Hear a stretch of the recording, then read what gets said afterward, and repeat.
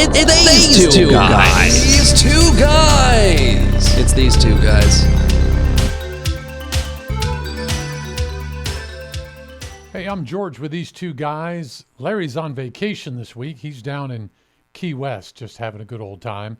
So we thought we'd take a little break from our podcast this week while he's gone. But gosh, I've got a lot on my mind. I don't even know where to start. We've got this whole situation that's happening in Minneapolis. You know, and I know there's a lot of people out there wanting to know, why more people aren't saying stuff about it, why more people aren't speaking out, against the killings. I know some people think that these protesters shouldn't be there. I know some people are thinking the protesters shouldn't bring a weapon to a protest. Then you've got the Kyle Rittenhouse situation, back in the past there where walking down the road with their, assault rifle, shooting 3 people. That didn't seem to be that big a deal for those who were gun advocates. Now it seems like the gun advocates are saying, no, you shouldn't have a pistol there at a protest. It's kind of wacky the way things are. And then you've got, Bovino being pulled out, the Border Patrol official there, the commander. And then you got Kristi Noem still speaking the rhetoric that's going out there. Really hard to, see what you see and hear what you hear and to make sense of both of them because they don't coincide. They don't correlate. They don't support one another. And it's really easy for me anyway, and I can't speak for anybody else, but it's easy for me to see that there is a disconnect here between our government and the American people. And I don't know if it's just the government in general, or it is the administration in general, or it is just the way things are going right now, and we have to be happy with it. It's not a good thing, not a good thing at all. It's something that when you look at it at face value, it just seems so wrong. Yeah, I'm glad we have people speaking out on both sides about the horrific killing of Alex Preddy. I'm glad that people are speaking out against the killing of Renee Good. I'd like to see more reasoning done with how things are approached, why things have been allowed to get so off course with what is going on with ICE and Border Patrol at these locations. Is it that there's a lot of frustration because of the way they're being treated? Or is it the way that they're trained and the way that they were told to do their jobs results in the way they're treating others? Pushing people into oncoming traffic. I'm not a big fan of that. I'm not a big fan of knocking people over, men or women, and more so women, but it seems like they're doing it with impunity. And I know that the comment out there was, full immunity, which legally is not a thing. There's no such thing. No section of the government can say, you guys can do your job with full immunity.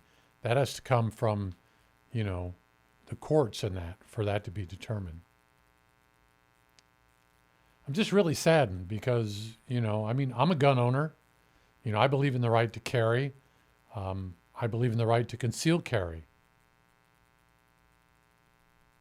I don't know what Alex was thinking when he decided to take his weapon with him.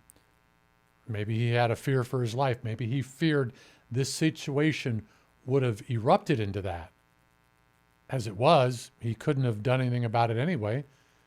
there were 5 to 7 guys on him so quickly that even if he was doing something in self-defense, he wouldn't have had the opportunity.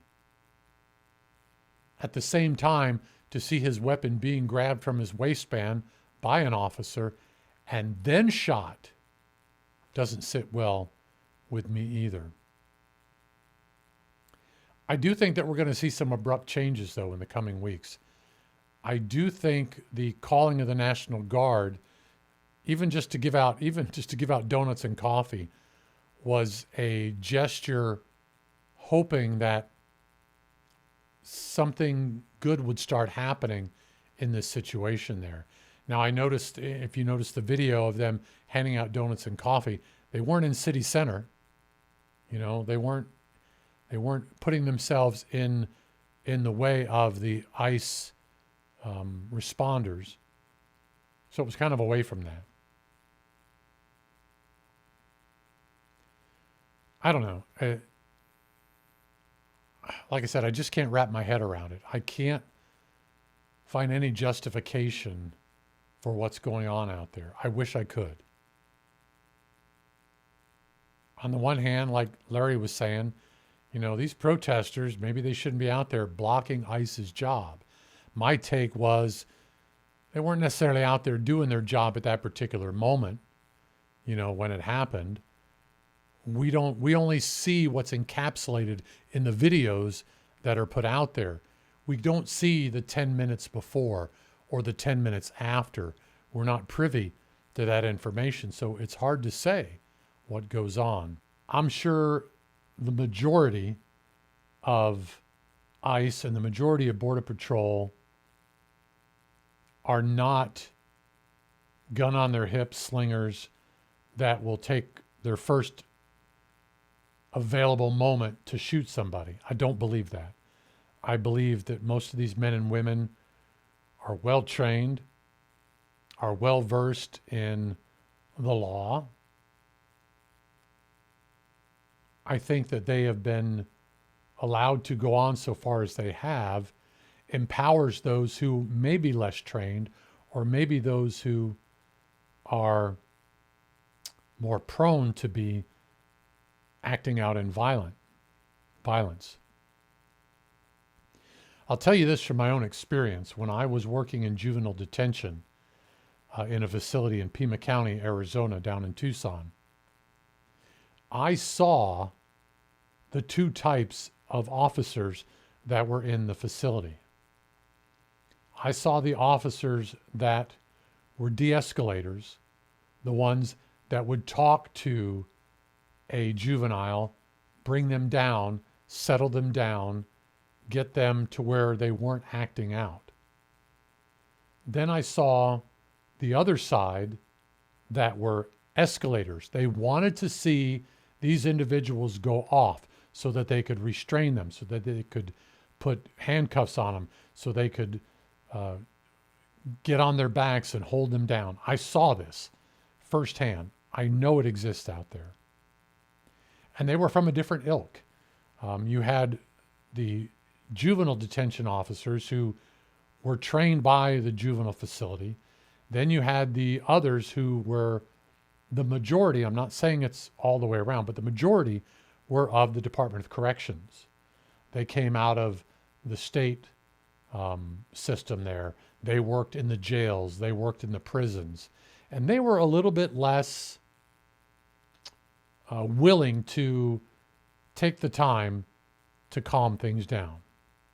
And I would say that 8 out of 10, that could be an accurate portrayal of that.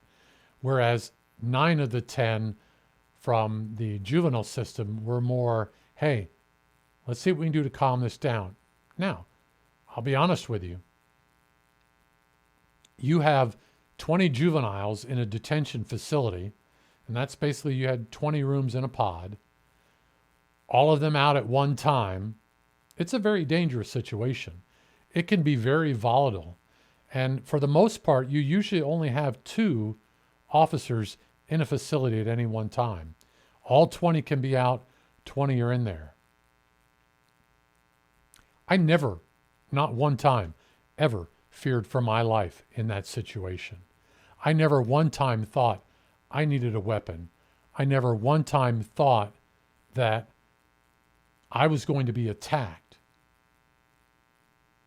Part of it maybe was because they were juveniles and I thought, they're not likely to be explosive like that. They don't have the history of being violent like that, albeit some did. Some were in there for pretty violent offenses, and they were noted in their paperwork what they were in there for. But even them, for the most part, wanted to be treated like human beings. And when they were treated like human beings, they were so easy to get along with. They were malleable. They were easy to talk to. They were easy to point in a different direction when things started to go bad, and you could sense that. On the streets, it's a different thing. You don't know who you're dealing with. Yes, could some of these protesters be violent? Absolutely. I'm sure they can. That doesn't seem to be the case for the most part. Although, I guess throwing a snowball could be considered assault or a violent act. But I think there has to be some sort of calming down point. Everybody pulls back. ICE pulls back. Border Patrol, protesters pull back. It used to be that they would have an officer or two go to a house where they thought that a criminal lived, and they would try to arrest that individual. Now it seems like you need a whole force to be able to do that. I mean, there are more ICE agents in Minneapolis than there are police officers, by 2.5, 3 times that amount. But the majority of them are focusing in certain areas. So you have a enlarged presence in a small community that are